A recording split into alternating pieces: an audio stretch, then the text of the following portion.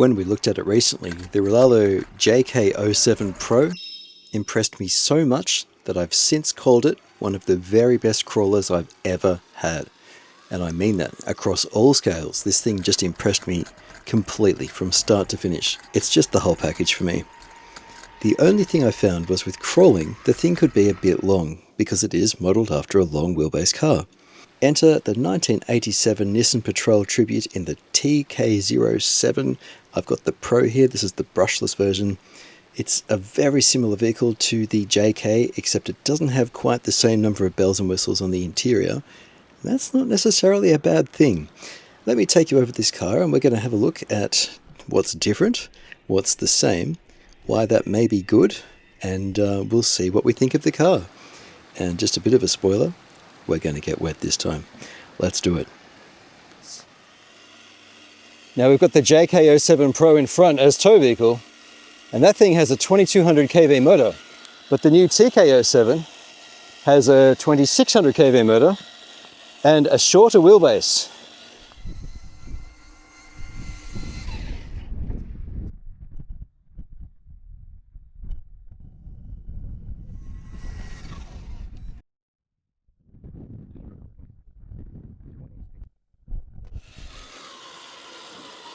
Haha, automatic dismount. Well, it does get a bit rocky up here for a bit, so that's probably for the best. Proportionally for its size, this is a more standard wheelbase than the tow vehicle here. And so I think they've actually made a good choice with the higher kV motor. We're going to find out in a minute. It also doesn't weigh quite as much as the JK07, which certainly makes it makes a lot of sense for being on the trailer. As far as being a tow vehicle though, I think we may find that the TK07 is better suited to towing 110 scale vehicles if you decide to use that tow hitch. Let's see if we can park up here. We might need some foot of God to get it up. Oh, maybe not. Huh. I actually didn't think it'd do that. Nice. Brilliant. Absolutely brilliant. There we go. We'll stop here. There's a whole wonderland of driving down here. This is the Plenty Gorge in Victoria, Australia. The lid comes off in the same way as on the JK07. It's two little tabs that you drop down and twist. They're spring loaded, so usually when they're locked, they're like that. And then when you want to open the thing, you just turn them like that. This is underneath the bumper and up they come. Now the front bumper on the JK07 was a bit loose for my liking. They've bolstered it for this, which is great to see. I wonder if the steering servo is different. It says it's a 45 kilo. I had some issues with the servo in this, but it was more like an assembly fault. There's nothing actually wrong with the servo. It's still 45 kilo rated, but it looks different. I don't have the MK07, which was the predecessor to the JK07, but I can tell you that the radios for the TK and the JK are the same. And this is a Dumbo RC with Rlaarlo branding, and I quite like it. We've got a bunch of channels on here too. You've got light control down the bottom. You've got a 2-speed here. You've got front drive, all-wheel drive, rear-wheel drive there. Front and rear diff lock up the top here. They're a censored motor, which makes them just beautifully smooth. They have FOC, field-oriented control. That's just one of the implementations of a censored system. One thing that I'm actually glad that isn't here, that was on the JK07, is the windscreen wipers and the steering wheel servo. They're a little bit fiddly. They're a cool little party track, but they're more of like a premium check out what I've got truck. There is a screw there for the steering wheel, so you probably could retrofit things if you wanted to, but I wouldn't recommend it. Just keep the interior as it is, which is pretty, but non-functional. I don't think we really need working wipers and a steering wheel on every model. It's nice to have on their flagship, beautiful. But this guy, I actually think is better being simple. Now it came with a spare wheel, and I've got that right here, and it's a fully functional spare wheel, but what it didn't come with was a, a bolt to bolt it to the spare wheel holder. So it goes right there, but I've got no screw out here with me in the bush here today, so I can't attach it, which is why it's not attached to the car. It didn't come with a manual, it came with a QR code on the box that said scan for manual. There's a lot that's actually the same in these two cars. That's actually a good thing. I really like the sturdiness of the chassis. It's a beautiful chassis. They're CNC cut chassis. Being that this is a shorter one though, although the front shapes are the same, the rear, when it goes back down, kind of terminates, whereas this guy went out for another extra bit, which is where my little tow hitch still should fit, but only just barely, but it will fit. But there might be some trimming involved with the rear fender on this if you want to use it. But it does fit this. It should therefore fit the MK, but I haven't got the MK to tell you. It is the same ESC. It's 140 amp ESC. On the JK07, it was a 3 and 4, or 2 to 4S really, but it says 3 and 4S. The one thing that they've done with this that I wish they hadn't done, and it's I think the only thing that I wish they hadn't done, is they've got this steering damper thing. It's like a servo saver on the servo. This little bar here has a spring inside it, and it dampens steering only by a little bit, but it lowers your accuracy. This thing just had a steering bar, and I'm so glad for that. I will replace this with a solid link if it annoys me, because the thing about the steering damper is it's ostensibly to save your servo, but these are a strong servo, and you can put an even stronger servo in if you like.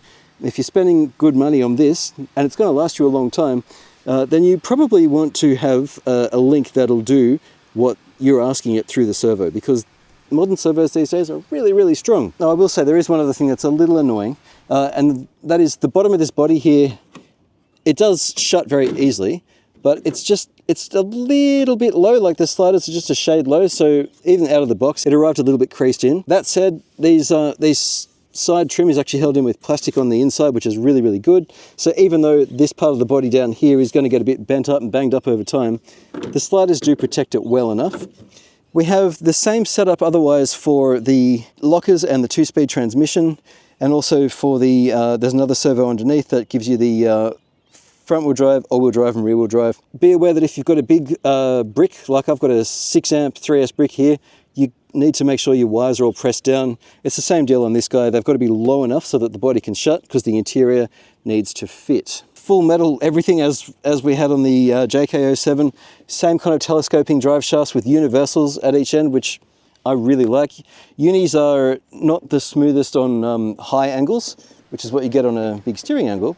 They're unis in the steering too, by the way, but they're stronger than CVDs, which I'm a big fan of. The same axles, the same link mount points, the same skid, I'm happy to see, which is very good. I like these shocks as well. They haven't leaked.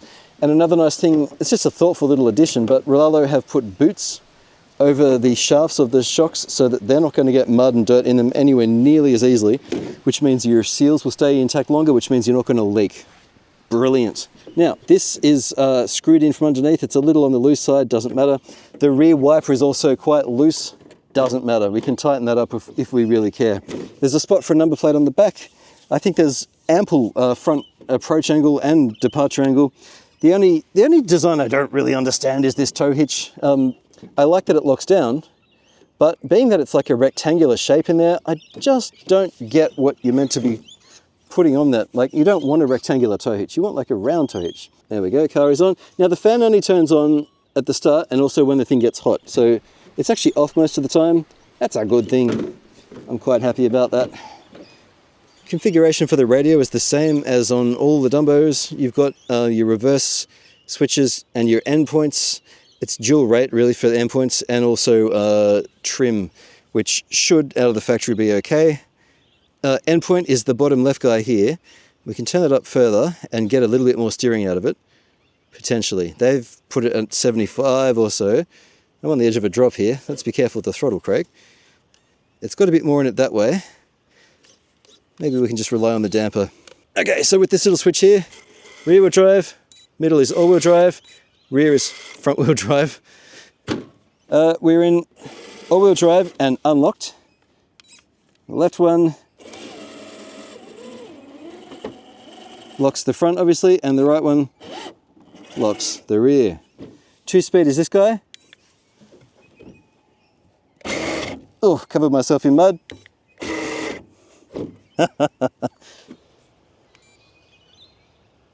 Parkers, headlights, there we go. And the bottom one will give us different flashing modes. I'm going to unlock the rear, which will make turning easier. In fact, we're going to unlock them both. We'll keep it in forward drive and we'll just pop it into high.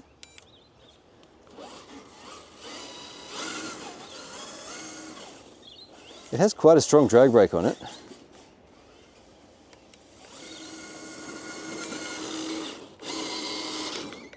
Ooh, okay. So we have a faster motor in the 2600 kV, but it's actually geared lower. Wow. So this is actually a lower top speed than what you have in the JK07, which is a good thing. I'm not after a high-speed crawler. So this guy, although he has a 2200 kV versus a 2600 kV, this one will have a bigger pinion, perhaps. That's, to my thinking, that's actually quite good. I think that second speed's actually quite good as it is, you know. We're going to go to low, we're going to lock the diffs. We're going to stay in four-wheel drive. It modulates beautifully. What's the balance like? We're just on the edge of tipping right now, actually. Interesting. Getting some weight under it will certainly help it with side hilling. The suspension's working quite nicely, I must admit. I also find a very positive engagement with the lockers and with the two-speed. That works quite well. I also like that the headlights are yellow. That's very good. This is a beautiful scale recreation of a wonderful car, beloved by many. I can't wait to go on a trail run with this thing. Right, we'd better load back up on the trailer. There's rain coming and I'm not waterproof today, so we'd better get rolling. Decent enough little turning circle too. I haven't put my ramps down, but for a car this size, I don't think we really need it, do we? Ooh, it feels like there's rain coming in. Up you get. We're doing this unlocked. She's a very confident little thing. There we go. Beautiful. There's a link in the description for where to buy this. Rlaarlo sells this directly. And if you use my link down below, it'll give me a small kickback, which will help me do what I love, which is bringing videos to you guys. All right, it's off, but I'm also going to disconnect it. Don't leave your radio control models plugged in. Leave them unplugged. And if you haven't had a hobby grade model before and you have a lithium polymer battery, make sure you get a charger that has a storage charge as well. I'll tell you what to look for in that because, you know what I'll do is I'll stick it in the description. So the reason you want storage charge is that LiPos like to be left at a what's called like a nominal charge. Some people will run their LiPos and not really bother with this, and that's fine, the LiPos will still work, but I have personally, 150 plus LiPos that I've had LiPos for more than 15 years at this point, and putting them on storage is the best way to ensure longevity, and I've rarely ever lost a cell through storage. You put it on storage and it'll sit for months happily. Every 6 months or so I charge them up. I just put them on storage. I'd like to thank Rlaarlo for sending the TK07 for me to have a look at. Today I just wanted to get it out on the trail and introduce you to this lovely new model. The trailer I'm using is not from Rlaarlo, by the way. This is an AliExpress special. I'll stick that in the description if you're interested. Also find in the description my design for the tow hitch for this car, which is free of charge as always. I should tell you also, all of the Rlaarlo range of crawlers come in brushed and brushless. I've been privileged enough to be sent the brushless versions of both. The brushed system also looks very good. I can honestly tell you I'd be happy with either. There are a few colours available for both brushed and brushless models. And given there's already a healthy aftermarket supply of parts for the TK and the MK, which was the predecessors to this TK, my goodness, so many Ks. So the MK is the first, JK is the second, TK is the third. Yes, you should be fine for parts because a lot of these will be interchangeable. The axles in particular will be interchangeable, so that will make things very easy for repairs and upgrades if you want. I really quite like this scale, 1/7 scale. I've got 8 scale, I've got 6 scale. This is kind of like 8 scale plus being 7. They've picked a very nice size.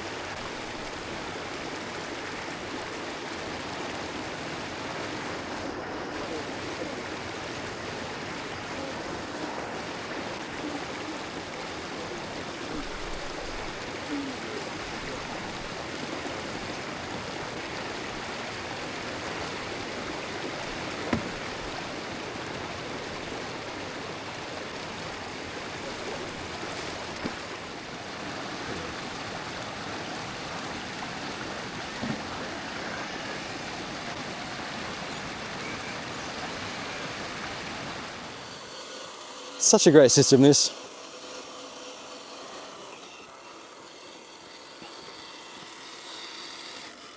Oh, I wonder which way is easier for this car.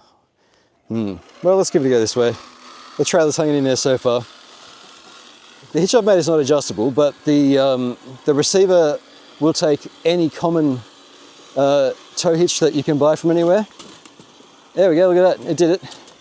This will be a bit more complex.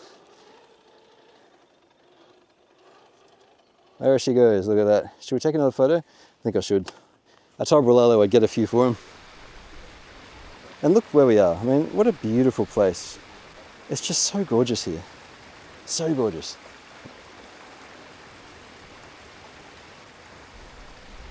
Lovely.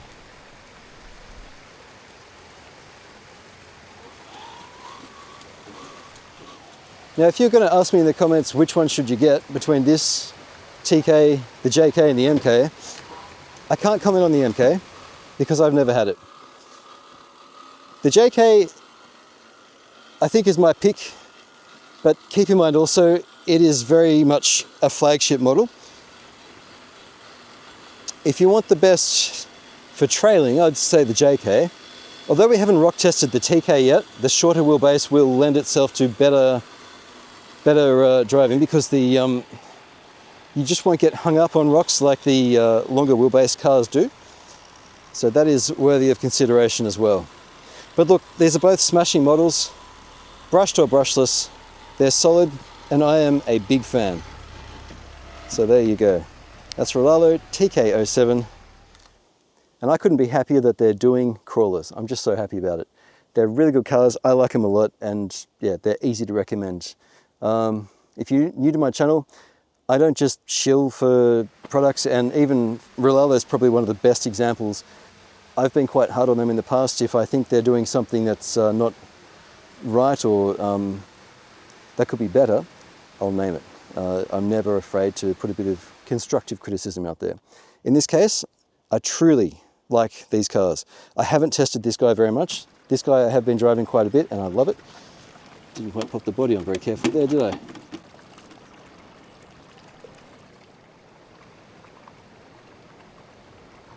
But they really are great cars, and it's just a pleasure to recommend them. I can lean on my experience with the JK to tell you that the TK is very likely to be good. I like the radio quite a bit, and the running gear is just smooth as silk. I really like it.